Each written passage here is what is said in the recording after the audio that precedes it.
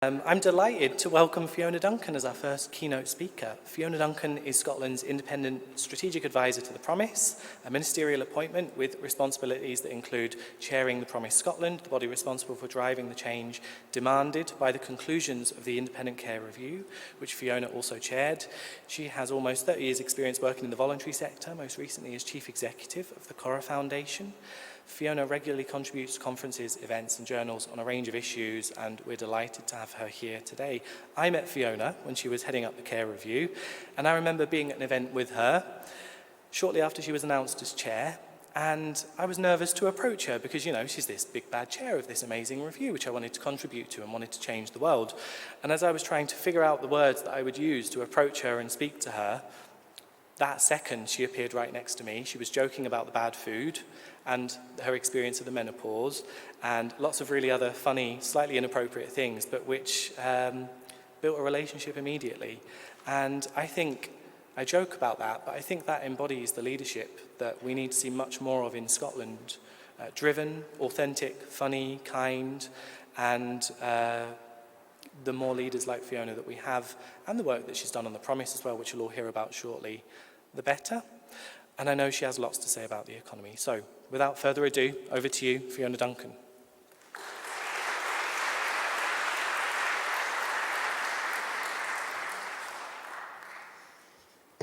I'm going to have to start by acknowledging the shame of a pre-COVID picture and a post-COVID reality, which is slightly more girthy, shall we say, from all that eating that I did during COVID and the neglect of my hair. I was at a conference, was it last week or the week before in Fife, and a man took a picture and tweeted that exact before and after comment. I think I need a new picture or to revisit the straighteners and do some star jumps. Either way, that's not why I'm here. Good morning, everyone, and Jimmy, thank you very much for that kind, slightly intimidating introduction.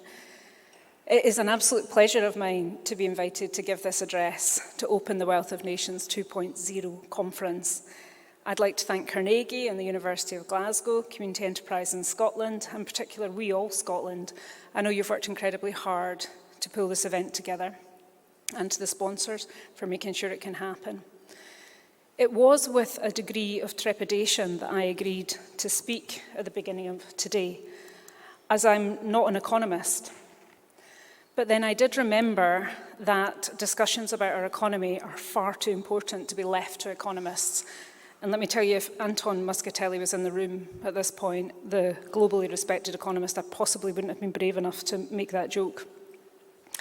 But the reason, Jimmy put beautifully the reason why we're all here, the economy matters to us all, it affects us all. And I'm here really to specifically talk about my role while I was chairing the Independent Care Review and currently what I'm doing at the Promise Scotland and what that work established about our economy. So for 3 years from early 2017, the Independent Care Review worked really hard to create a vision for Scotland's children and families so they experience its care system. It's very disconcerting to have that behind you and not know what you're doing. The slides might not match what I'm saying at all, but they'll look nice. In February 2020, the Independent Care Review published its conclusions, and we set out a decade-long timeframe for Scotland to do better and to fulfil a collective promise. There were over 80 calls to action in the report called The Promise, and those actions were built on 5 foundations. The first was that children would be listened to. And I think that's a really important theme for us today. It's children and young people who have been championing climate change. It's children and young people that took part in the Care Review. There's something really profound that we can do as a nation by listening carefully to our children. In particular, the children and young people who took part in the Care Review said that wherever it was safe to do so, they wanted to stay with their family. And they wanted their families to have the support they needed in order to be nurtured. The third foundation was care. Where children were living with their family wasn't possible, children wanted to stay with their brothers and sisters, which sounds like a really simple and straightforward thing to do, but it doesn't happen often enough. The Care Review also identified that the people who are around children's lives must be supported to have proper, meaningful relationships with them. And those The workforce, the paid and unpaid workforce, must be encouraged and supported to listen and be compassionate in their decision-making, putting the child first. And that this thing we refer to as a care system, the scaffolding that should be around the system, should be there and be supportive wherever it was needed. The review's conclusions, just like commitment to a wellbeing economy, secured cross-party support. And today we're already over a quarter of the way through the decade-long period of change. So over the next 20 minutes, I'll share some of what I've learned about how far Scotland has come over the last 5 years. I'll talk a little bit about where we are now and where we must get to next. My hope is that it will help answer the question that Catherine says is one of the most vital ones of our time, which is how to hasten a journey towards a wellbeing economy. Of course, my focus will be what I know, so it will be the work of the Care Review, which evidenced beyond doubt the moral as well as the financial rationale for a wellbeing economy. I'll talk about some of the changes that I believe are needed in order to achieve this, and some reflections on the work that's currently taking place. Specifically, I'm going to try and share practical and applicable suggestions of actual things that Scotland could do right now to make the move from talking about a wellbeing economy to actually delivering a wellbeing economy. My hope is that you'll see the relevance to your area of expertise and your areas of interest, and that my reflections will inform some of the discussions we'll have over the course of the day, so that collectively we can all play our part in moving Scotland from this conversation in the abstract, which can feel a little bit like a holding pattern, towards the actions that are necessary to make the wellbeing economy a reality for the people of Scotland and the planet. And that by the end of today, we can grasp the moment that we have to shift how we approach allocation of resources to focus on wellbeing. So I recognised very early on, as the chair of the Care Review, that to understand the impact on children and young people and families of life before, during and after care, and their experiences in and around the edges of the care system, and how that impacted on their adulthood, we needed to look at the roots and branches of the care system. To do that, we couldn't fit inside a rigid policy tramline or a narrow definition of what is meant by a care system. To have a meaningful and lasting impact in a way that past reviews, and there have been many, many past reviews of care, hadn't, the review needed to take a different approach. And that started with placing the care community at its heart.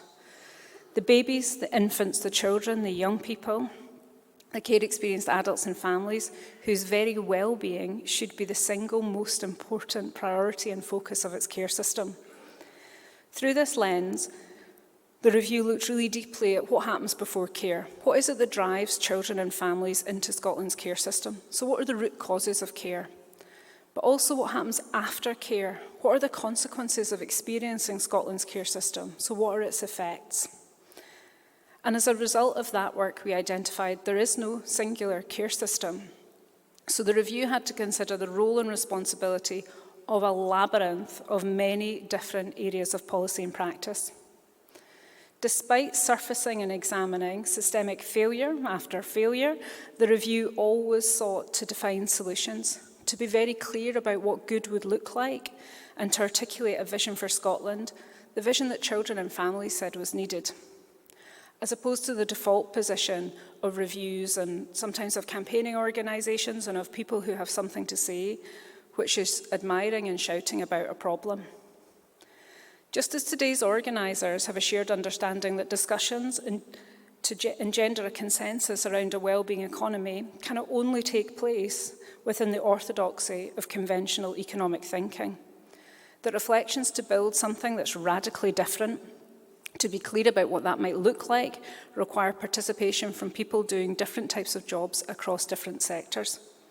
That's why we're all here today, and that's why on our agenda there are a range of themes, including the role of the state, the role of business and enterprise, of education, the third sector and funders, of sport.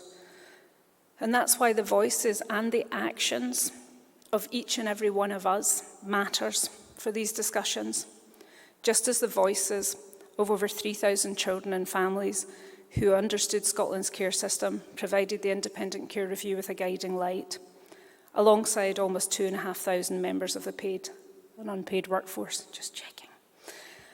As we acknowledged earlier, you're all here today because you already believe that Scotland's economic system should exist to support the collective well-being of all our people and our planet, rather than people working to ensure the growth of an economic system. You believe that Scotland's economy needs to be used to deliver on the health and well-being of all of societies, not the other way around. Yet the Independent Care Review heard from far too many children and families about the need for them to build their lives around a fragmented, disconnected set of systems and what those demanded, feeling that there was little or no focus on their needs, little or no support for their well-being, little or no help for them to fulfil their potential or dreams. People are disempowered and impoverished by dysfunctional systems at all levels, whether that system's the global economy or whether it's domestic services. And part of this dysfunction can be explained by the part that we collect the wrong data for the wrong reasons. In 1966, in a speech at Cape Town University on the Day of Affirmation, Robert F. Kennedy said about gross domestic product, I don't know if you can read that. It counts special locks for our doors and the jails for the people who break them.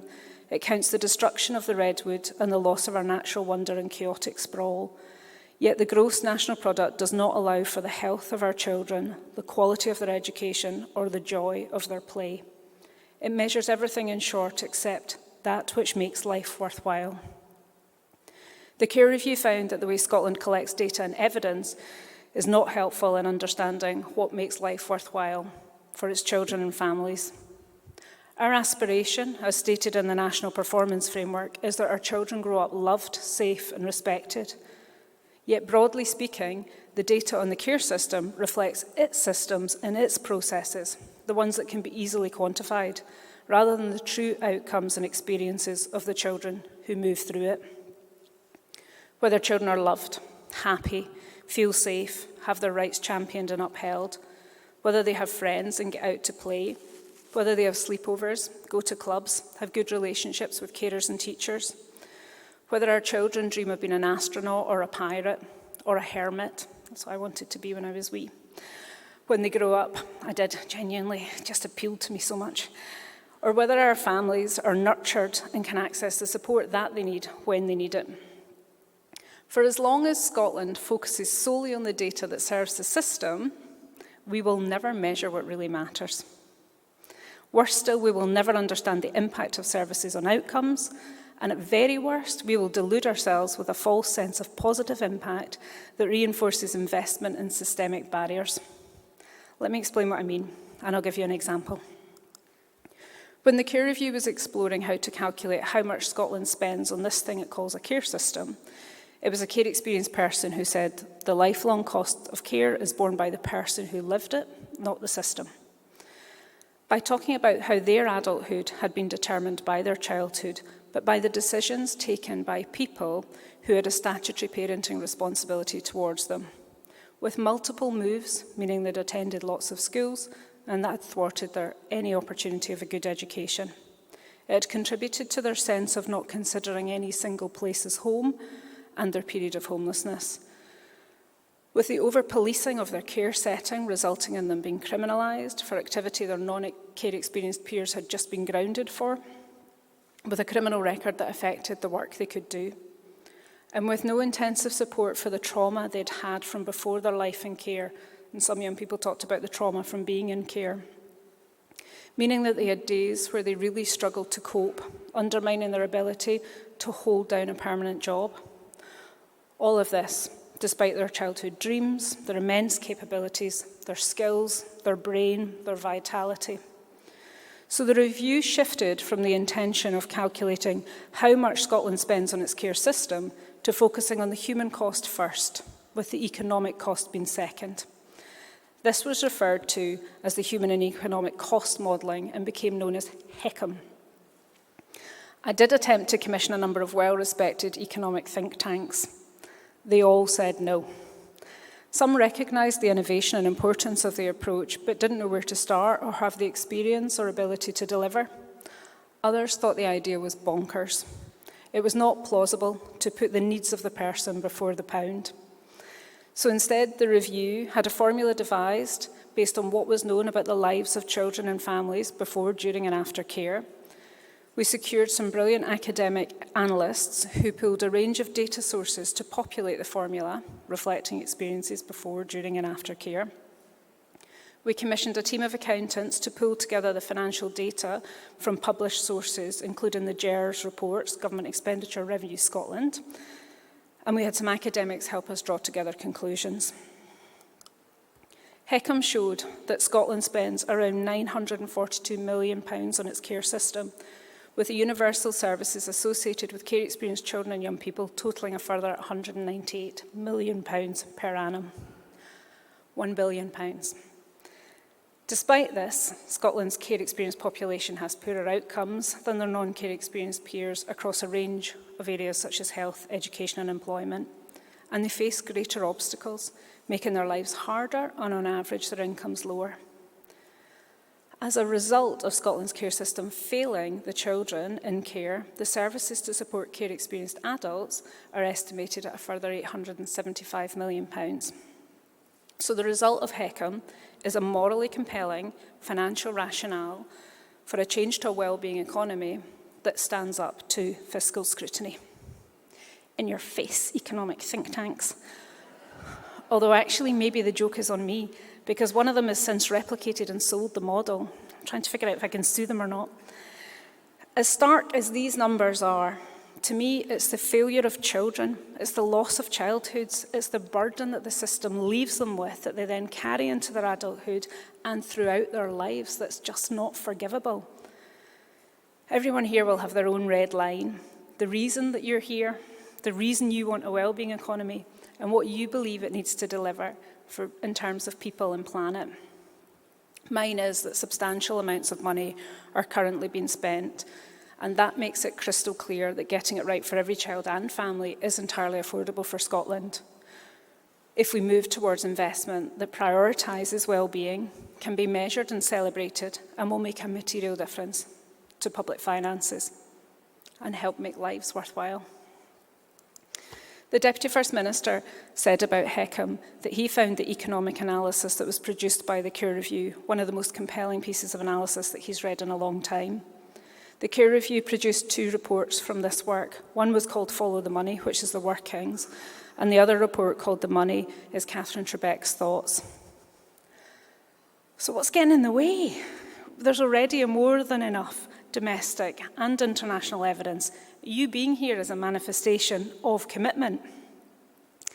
Although Scotland has been committed to wellbeing for a long time now, as you know, we love a wee reverie into Christie's commission, which said this: first and foremost, real life improvements in the social and economic well-being over a decade ago. Probably like me, you think it's well past time Scotland quite literally put its money where its mouth is. Yet the challenges faced by the Care Review when devising the human and economic cost model and establishing its credibility are mirrored in the Promise Scotland's work to try and embed this new approach. I was really pleased when the 2021-22 Programme for Government announced the creation of a whole family wellbeing fund of £500 million over this parliamentary term. This felt like a really big win, in particular because it recognised the human cost. For the first time, government recognised the human cost. Could this then be the mechanism that offers the potential to demonstrate there is a way of doing things differently, to target investment towards effective preventative services and support, to achieve Christie's vision for reform, to wrap families in the help and support they need, where and when they need it, in a way that focuses on their well-being? And for me, that's the most important question and the most important reason. Despite being 1 year into this investment, I think it would be fair to say that the potential of the whole family wellbeing fund is yet to be realised. When President Joe Biden, the man who is currently defying the odds, was a senator roaming the halls of Congress, he used to say, "Don't tell me what you value, show me your budget and I'll tell you what you value." The whole family wellbeing fund must deliver between now and 2026 exactly what it says on the tin, family wellbeing, and show us what Scotland values. I absolutely believe the First Minister and the Deputy First Minister when they say they're wholeheartedly committed to keeping the promise. And there are colleagues from government here, and I hope we'll get a restatement of commitment to a wellbeing economy from Angus Robertson this afternoon. So in the interest of nudging government towards both the promise and the wellbeing economy, here are some of the practical and applicable changes that could be incorporated right now in support of its realisation using the Whole Family Wellbeing Fund as a tool. First up, apply human and economic cost modelling to budget processes. For the Whole Family Wellbeing Fund, this will demand a new way of working across Scotland, involving officials in 49 out of 117 policy teams, straddling 26 out of 43 directorates. That's the First Minister, the Deputy First Minister, 5 Cabinet Secretaries and 9 Ministers. That's the level of fragmentation I was referring to earlier. This means the child poverty team, the substance misuse team, the homelessness team, the mental health team, the justice team. As much as I would really love to, I don't actually have time to list them all. But please don't think I'm being critical. Scotland has world-class intentions. We don't have an ingenuity gap. We have amongst the most progressive policies in the world. But we do have a significant implementation gap. All of those cracks and fissures and gaps are because of all of that siloing, in part because of all that siloing of good policy intent. The fragmentation is a mirror of the multiple categories, where multiple categories of disadvantage, discrimination, harm and abuse that in real life interact with one another are being considered in isolation by respective policy teams. It's what people refer to as intersectionality. That's only 8 bubbles. And I was talking about 49. I didn't have room on the slide for 49. So a great example is the independent care review evidenced beyond question the social gradient that influences Scotland's care system. So the impact of poverty felt before, during and after. The same gradient is true with the educational attainment gap. It's true with the justice statistics. It's true with the drugs deaths, and it's true with the homelessness. But it's further exacerbated by outcome measures in one policy area that drive perverse outcomes in another interrelated policy area, despite both directly relating to the same single group. For children and young people that I met during the review, this meant that their situation could be worsened by measures in some of the root causal drivers of Scotland's care system, and that in turn would have devastating effects for them in terms of the consequences of growing up. I'll give you an example. Children frequently described the day that they were removed from their family as one of the most traumatic in their lives, and that was regardless of the trauma that they were facing in their family setting. They then found themselves often living in a strange place, routinely separated from their brothers and sisters, with a sense of loss and fear and loneliness. And expressing that level of deep pain was impossible, and it often came out in behaviour and cries for help. Or challenging behaviour, as the system liked to call it, could result in school exclusion, could result in a school move, and a placement move. And yet in many areas, the health board wouldn't refer a child to CAMS, Child and Adolescent Mental Health Services, unless they were in a stable placement. But it was the trauma and separation that made the little person sad, lonely and scared. But without the professional support, they were crying out for help and got moved somewhere else and had to start again. It's a holding pattern. I thought a lot about which of the many, many examples to use to illustrate that despite best intent, Scotland is in a holding pattern of our own making. But here's the good news. We can unmake this. You'll all have your own areas that you would like to see change in, and you'll have ideas about how that change could happen. The parts of the system that you think are most broken, or that you think do most harm, or maybe that just don't do enough good for people and for planet. The ones that you can create a really strong argument for a new approach, and you can offer practical and applicable things that will create solutions. So let's imagine this for a moment. Let's imagine that we're all successful, and then think about the ripples. So for me, if the design of the Whole Family Wellbeing Fund had a wellbeing lens, it would bring into alignment the current disparate root cause and effects policies. And this collaboration would encourage reflection of real people's real lives. It would create cohesive policies and complementary coterminous initiatives that measure the well-being of children and families, providing a single laser focus on supporting the families who day in, day out are facing a crisis and are completely worn down by the challenge of barely surviving. The targets would measure what matters most to children and families, like staying together, siblings staying together, and that would engender a shift away from funding individual worthy projects which make a short-term difference and then disappear when the money runs out, towards a new way of budgeting that recognises that family life doesn't start and end in fiscal years. This would require an approach to commissioning that drives resources upstream towards preventative public services designed around well-being and avoiding as much as possible the need for crisis, costly intervention. And as much as I do admire the government's commitment to listening to lived experience, children and adults would no longer be re-traumatised by having to relive their most intimate experiences, to retell multiple agencies and policymakers who each look through their siloed lens. They could tell their story once, and Scotland could stop commissioning perpetual individual reviews and inquiries into what they consider to be discrete policy issues. The perpetual motion examining intersectional issues from different angles at different timeframes is another major contributor to the policy implementation gap. They devour energy and resources, they cause chaos, and they provide for people who want to avoid change something to hide behind. The ever-present risk that the next set of conclusions might contradict the previous one creates circumstances that contribute to inaction or, worse still, permit paralysis. And when conclusions don't align, the necessary changes, of course, present a detour from a previous path.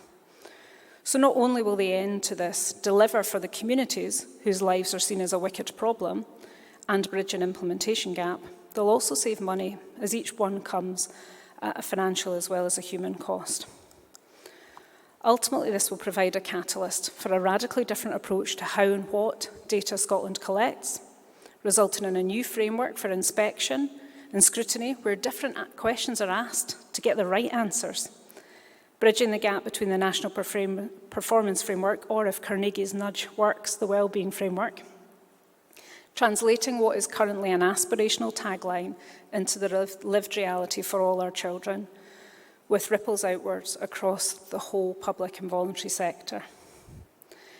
But even public sector reform can only play a small part, and that is why we're all here. There are a myriad of social, structural and economic factors that directly contribute to the experiences and outcomes of children and their families.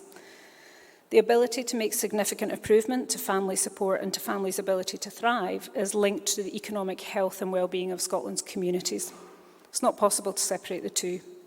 So to make change, Scotland must boost family income, with an ongoing commitment to alleviating poverty. This means an economy with better paying jobs, with terms and conditions that support flexible caregiving and childcare. It means institutions, public, voluntary and private, that place the common good over narrow self-interpretation of self-interest. It means all of us playing our part in changing hearts and minds and the budgets of the people not in the room today. So building communities with social, economic and emotional resources to provide supportive and nurturing environments for families, so that families can act as supportive and nurturing environments for their children.